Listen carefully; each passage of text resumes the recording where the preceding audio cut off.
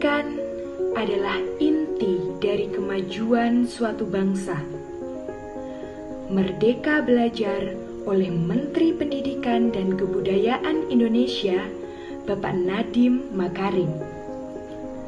Menurutku, salah satu hal yang menjadi poin penting dalam program ini adalah pentingnya memperdalam dan mengasah potensi minat bakat yang ada dalam diri setiap generasi muda, agar tercipta generasi muda yang berkualitas dan berhasil di bidangnya.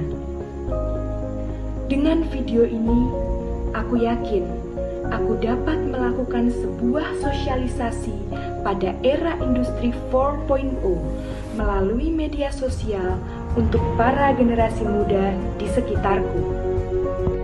Temukan minat dan bakatmu untuk keberhasilan masa depan. Saya Anggun Elsa Mayanti dari Jawa Timur untuk Putri Pendidikan Indonesia tahun 2020.